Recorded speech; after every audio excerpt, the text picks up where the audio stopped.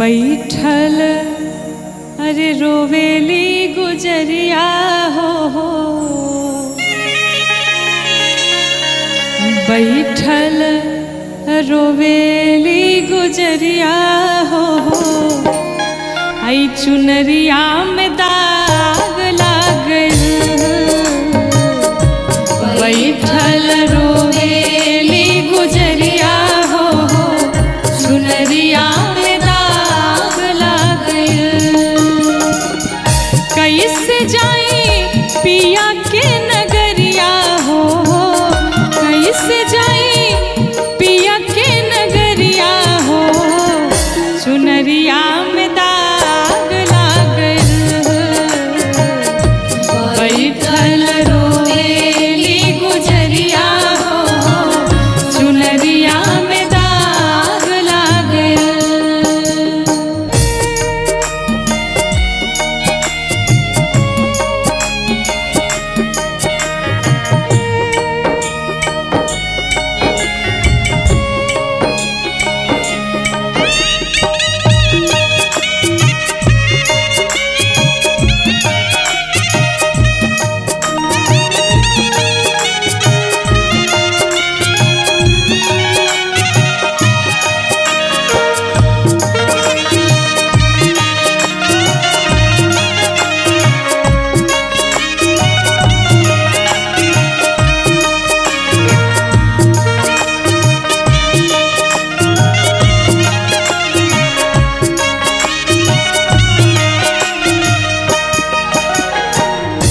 जब जीव को ये भान होता है, पूरा जीवन जब बीत जाता है और जाने का जब समय आता है तो व्यक्ति को पता चलता है हमने अपने जीवन में कुछ नहीं कमाया, लेकिन अब पछताने का फायदा क्या है। साधक कहता है आइल भगवाना के हमरो संदेशा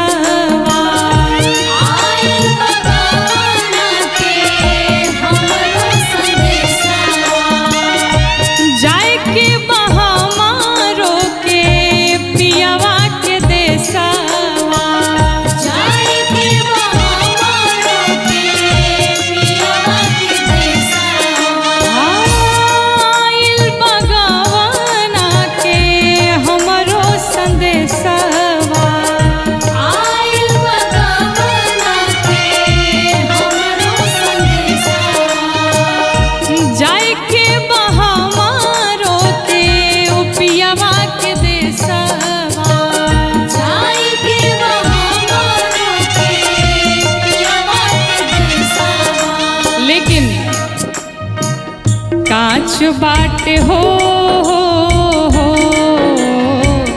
कांच बाटे हमरो मिरिया हो चुनरिया में दाग लागल कांच बाटे हमारो मिरिया हो चुनरिया में दाग लागल।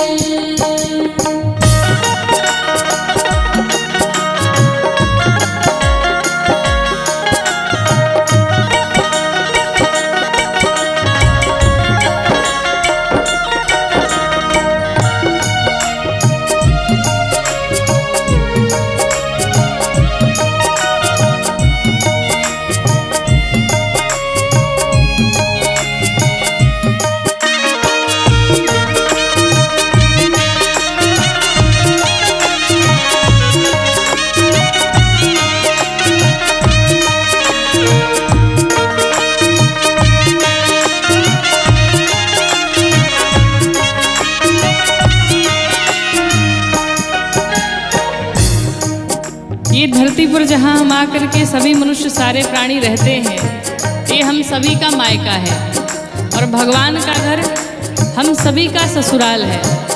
आप एक बार विचार करिए, कोई भी कन्या अपने मायके में जब आती है तो कितने दिनों तक मायके में रह सकती है?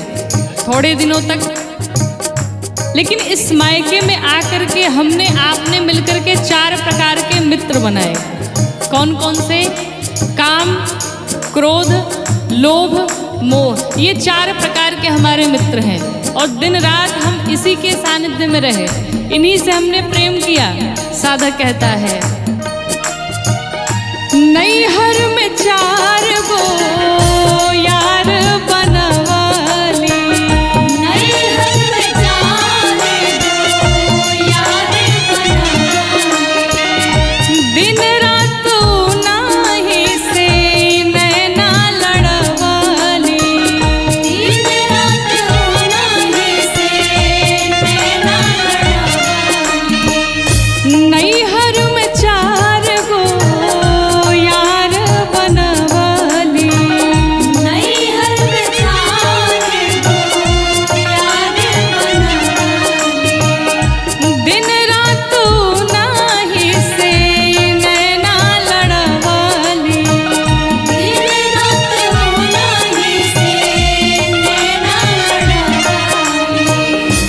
उनके सुतवली हमसे जरिया हो, उनके सुतवली हमसे जरिया हो, चुनरिया में दाग लागल। बैठल रोएली गुजरिया हो, चुनरिया में दाग लग गइल।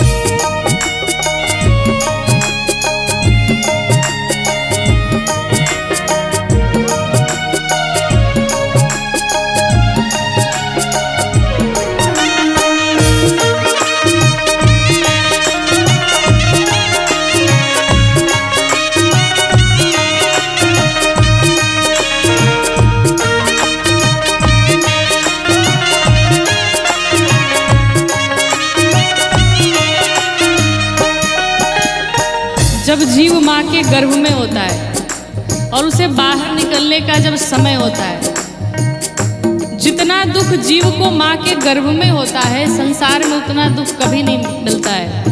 कहा गया गर्भवासम समम दुखम न भूतो न भविष्यति।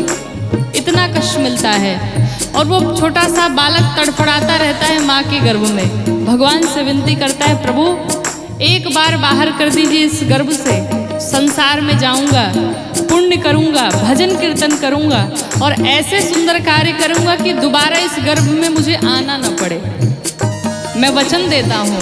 भगवान से ये वादा करता है, लेकिन जीव जैसे ही गर्भ से बाहर आता है, भगवान की सारी बातें भूल जाता है और संसार के विषयों में लिपट जाता है। साधक कहता है, साच बात पियावा के हम भूल गईली। साच बात पियावा के हम भूल गइली। पछतात बानी की का कईनी। पछतात बानी की का कइली। ओ साच बात पियावा के हम भूल गईली। साच बात पियावा के हम भूल गइली। पछतात बानी की का कईनी। पछतात बानी की का कइली। लेकिन अब पछताने का क्या फायदा। डोली आइल हो,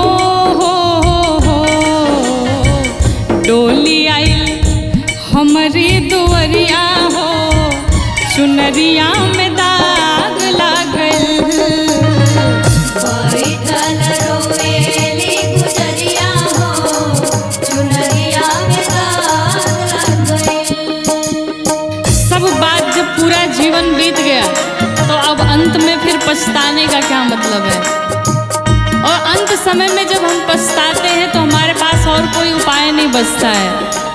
फिर हम क्या करते हैं, सिर्फ रोते ही रोते हैं अंत समय जब आता है तो।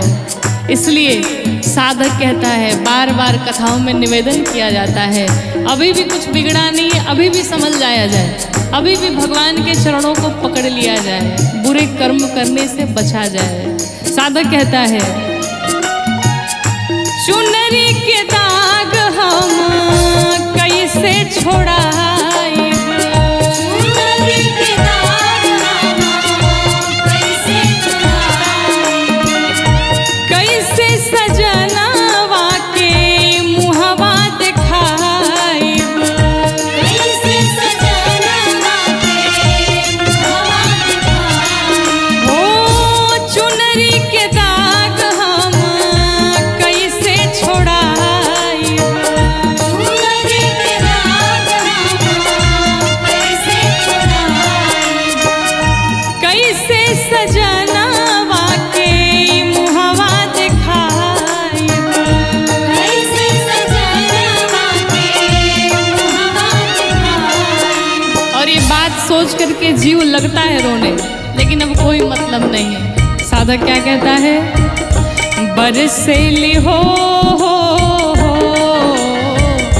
बरसेले अखिया के बदरिया हो, चुनरिया में दाग लागल,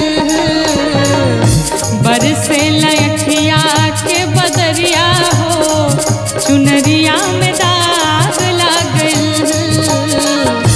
बैठल रोवेली गुजरिया हो, चुनरिया में दाग लग गइल। बैठल रोवेली गुजरिया हो, चुनरिया में दाग लागल।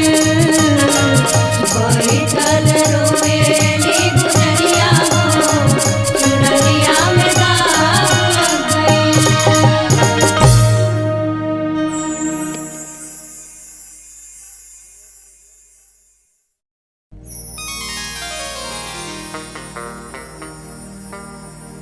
कि तोहर देहिया हो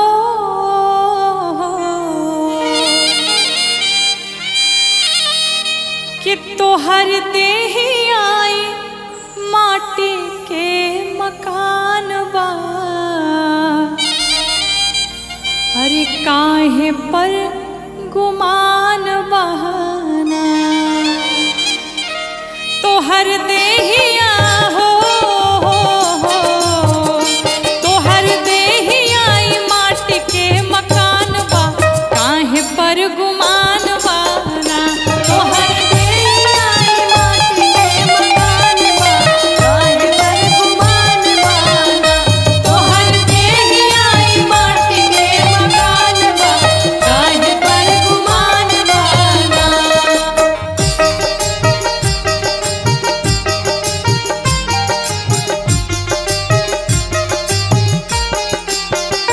तोहर देहिया माटी के मकान बा, काहे पर गुमान बाना।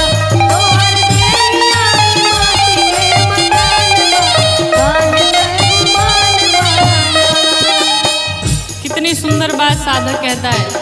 जीवन में चाहे लाखों करोड़ों की संपत्ति कमा लीजिए, लेकिन मरने के बाद एक पैसे भी आपके साथ नहीं जाने हैं। इसलिए कमाना है तो पुण्य कमाइए, किसी का आशीर्वाद कमाइए, सिर्फ यही आपके साथ जाने वाला है। क्या जोर बके तनो पाई पाई साथ एक कहू न जाई, जुर्म कितनो पाई पाई साथ एक हो न जाई। जोर बके तनो पाई पाई साथ एक कहू न जाई, जुर्म कितनो पाई पाई साथ एक हो न जाई। जोर बके तनो पाई पाई साथ एक कहू न जाई हो, तोहर जाए बदे तोहर जाए बदे बांस के विमान बा, काहे पर गुमान बाना, तोहर जाए बदे बांस के विमान बा, काहे पर गुमान बाना। तोहर जाए बदे बांस के विमान बा, काहे पर गुमान बाना। हरि बोल।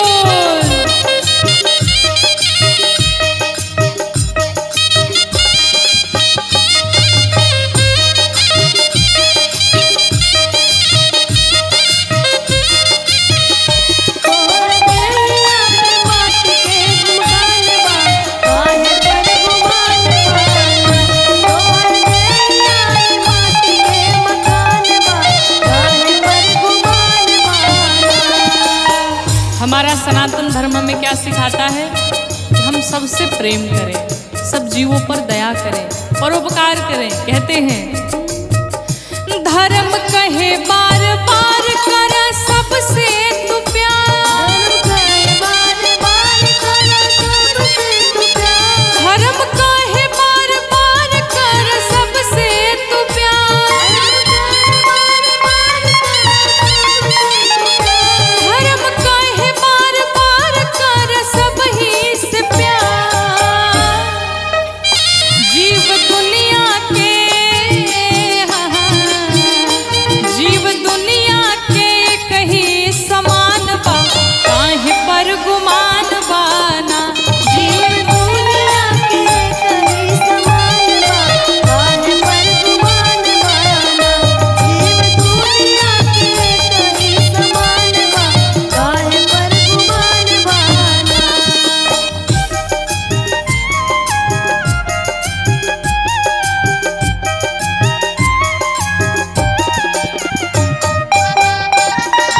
माटी के समान बा, काहे पर गुमान बाना। तोहर नैया माटी के समान बा, काहे पर गुमान बाना।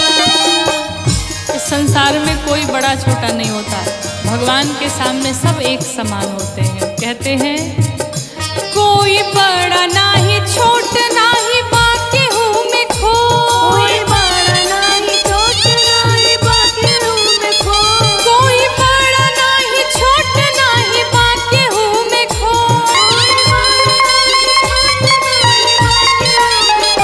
कोई बड़ा नाही छोट नाही बाकी हूँ मैं खो। लोग झूठ लोग झूठ झूठ हिंदू मुसलमान बा, काहे पर गुमान बाना। लोग झूठ झूठ हिंदू मुसलमान बा, काहे पर गुमान बाना।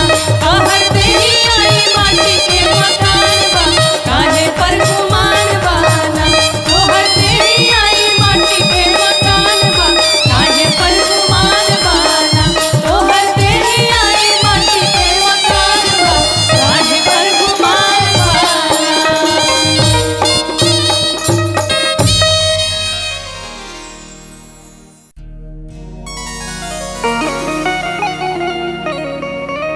ये जीवन क्षणभंगुर है, इस जीवन का कोई भरोसा नहीं।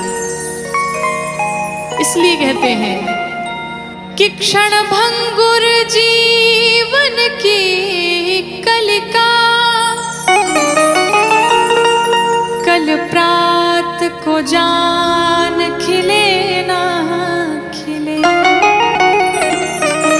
मलयाचल की सुच शीतल मंद,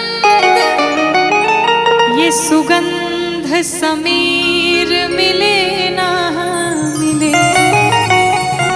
ये कलियुग कलिकाल कुठार यानी कुल्हाड़ी लेकर के खड़ा है कि कलिकाल कुठार लिए है खड़ा। तन नम्र सी चोट झिले ना झिले। इसलिए कहते हैं कि जपले हरि नाम हरि रसना। क्यों? क्योंकि फिर अंत समय में ये हिले ना हिले। किसी साधक ने लिखा कि काहे माया में भुलाइल बाड़ा तोता हो। अरे खोता छोड़ के जाए के पड़ी। सगरी स्वार्थ खातिर निमन बाउर होता हो।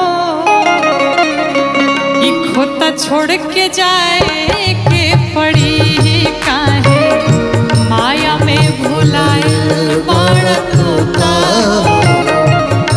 छोड़ जाए के पड़ी। सगरी स्वार्थ खातिर निमन बाउर होता हो। कि सगरी स्वार्थ खातिर निमन बाउर होता हो। के जाए के पड़ी काहे माया में भुलाइल बड़ तोता तोता छोड़ के जाए के पड़ी।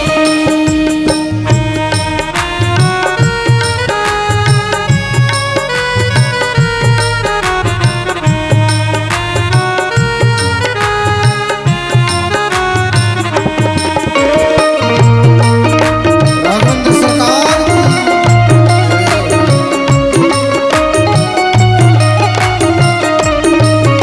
की भाव से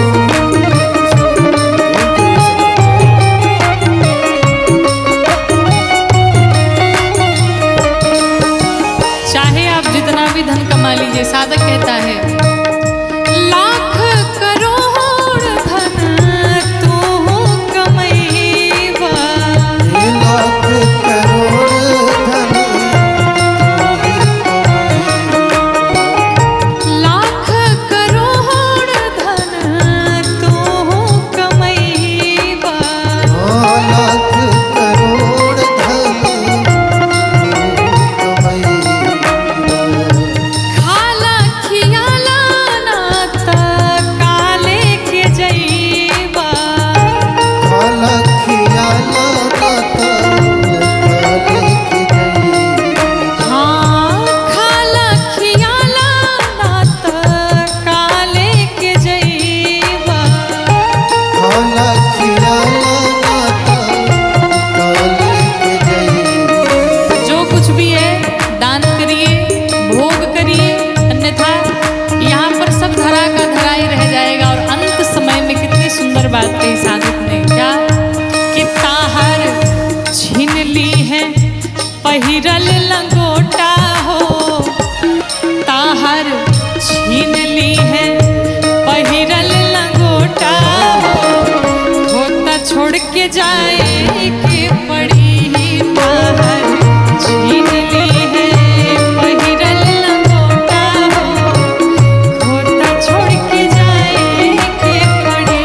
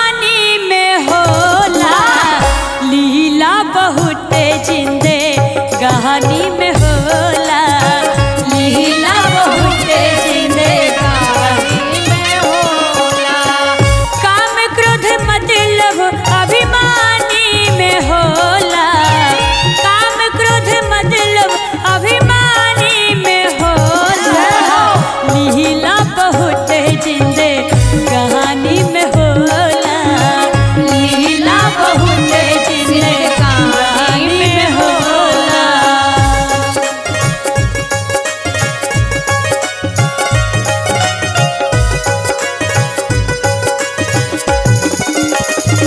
जय हो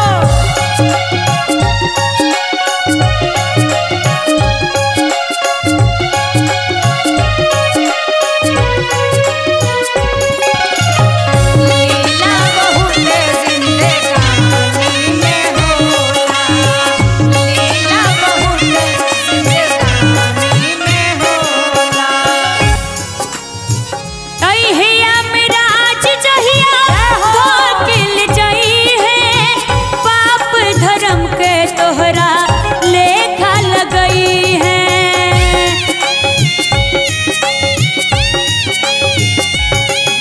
अहिया मेरा आज जहिया धोकिल जई है पाप धर्म के तोहरा लेखा लगई है सब कस गलती नादानी में होला सब कस गलती नादानी में होला लीला बहुत जिंदगानी में होला लीला बहुत जिंदगानी में होला लीला बहुत जिंदगानी में होला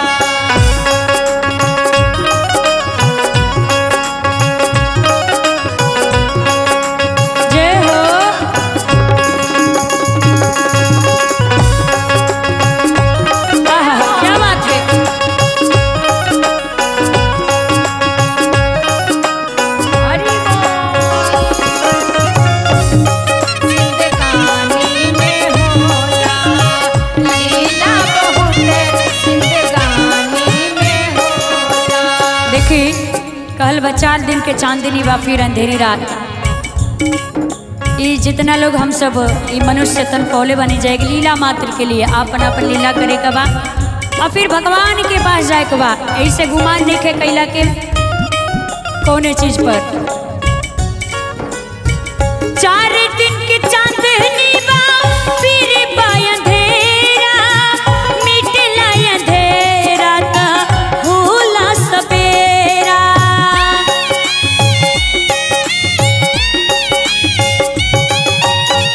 4 दिन के चांदनी बा फिर बा अंधेरा मिटला अंधेरा ता होला सवेरा इश्क के बीमारी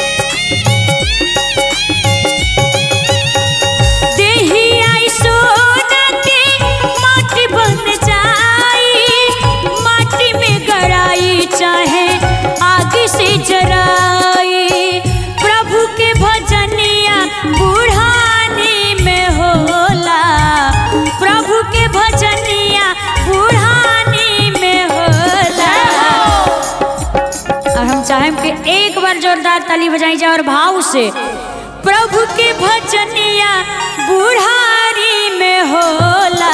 भाव से लीला बहुत जिंदे कहानी में होला। लीला बहुत जिंदे कहानी में होला। लीला बहुत जिंदे कहानी में होला। लीला बहुत जिंदे कहानी में होला। लीला बहुत जिंदे कहानी में होला। लीला बहुत जिंदे कहानी में होला। लीला बहुत जिंदे कहानी में होला।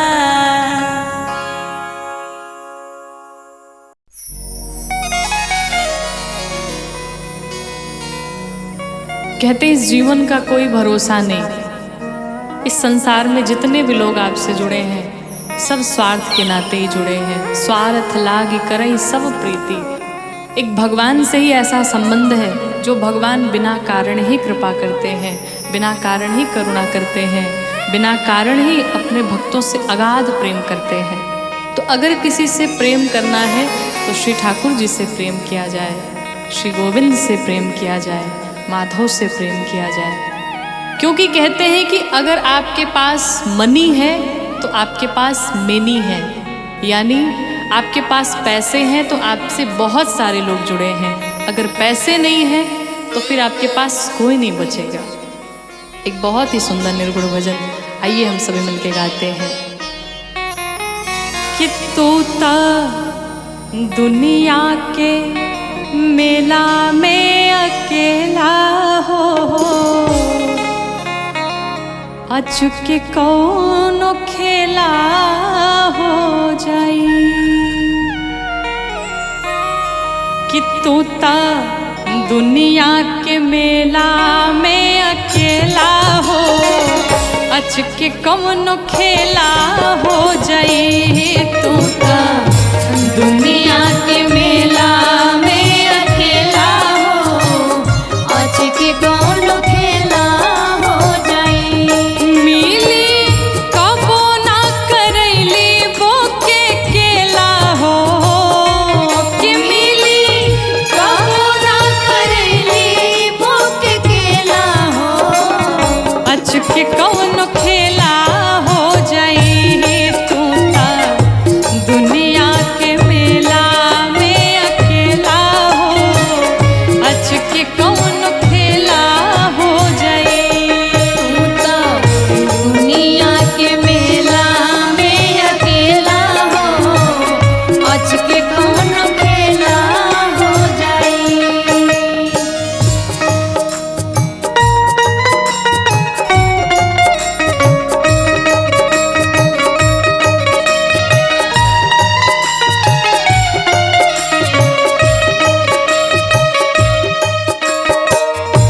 दुनिया के मेला में अकेला हो, अचके कौनो खेला हो जाई। तोता दुनिया के मेला में अकेला हो, अचके कौनो खेला हो जाई। जान की जीवन नाथ दश शीश हंता, दश शीश हंता, दश शीश हंता। ऊहे एकमात्र हवे जग के नियंता, जग के नियंता, जग के नियंता। जान की जीवन नाथ दश शीश हंता,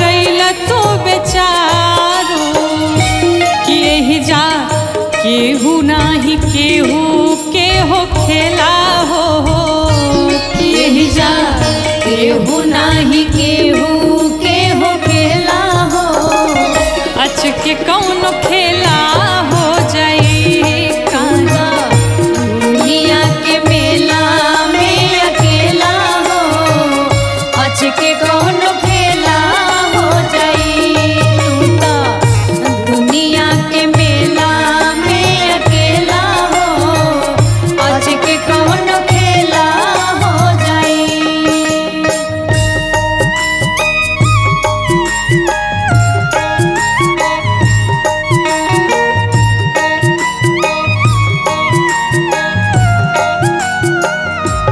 तू तो दुनिया के मेला में अकेला हो अच के कौन खेला हो जाई तू तो दुनिया के मेला में अकेला हो अच के कौन खेला हो जाई जीव कठपुतरी हा राम जी मदारी राम जी मदारी हो राम जी मदारी ऊ जवन चाहस तमने होला ए शिकारी होला ये शिकारी होला ये शिकारी हाँ जीव कठपुतरी हा राम जी मदारी ऊ जवन चाहस तमने होला ए शिकारी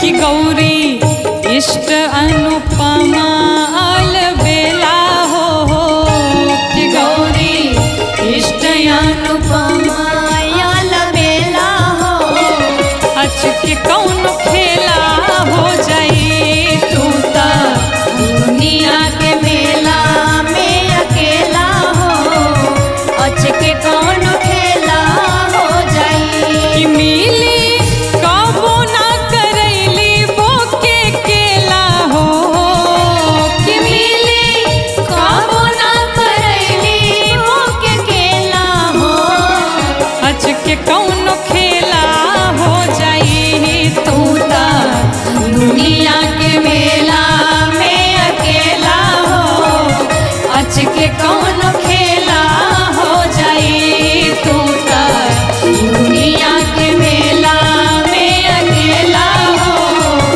अच के कौन खेला हो जाई तू तो दुनिया के मेला में अकेला हो अच के कौन खेला हो जाई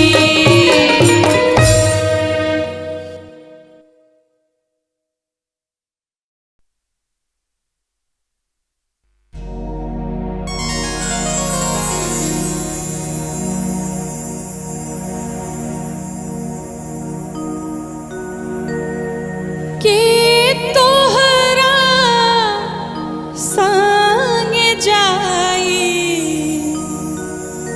भवरवा हर के तोहरा संग जाई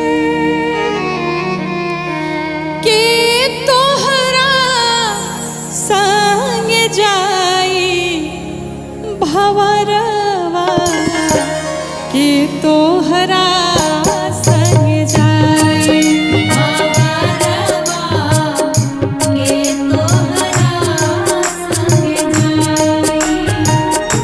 के तोहरा संग जाई भवरवा के तोहरा संग जाई के तोहरा संग जाई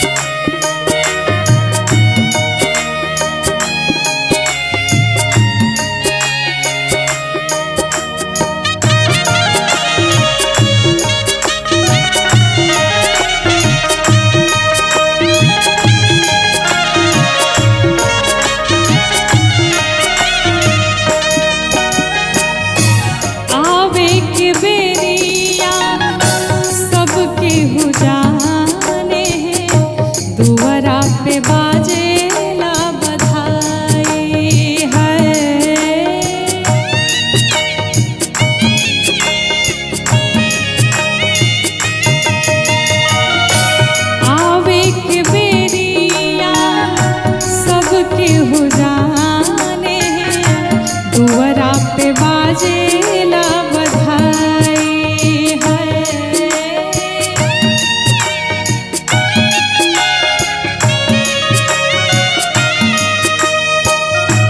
जाए के बेरिया केहू न जाने, जाए के बेरिया केहू न जाने, जाए के बेरिया केहू न जाने, हंसा अकेला उड़ जाए भंवरवा के तोहरा संग जाए।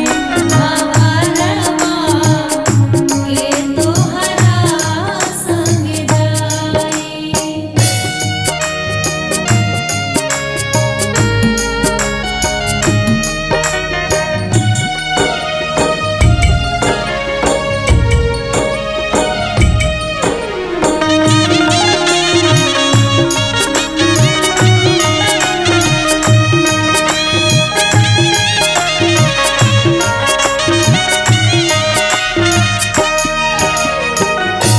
डेहरी पकड़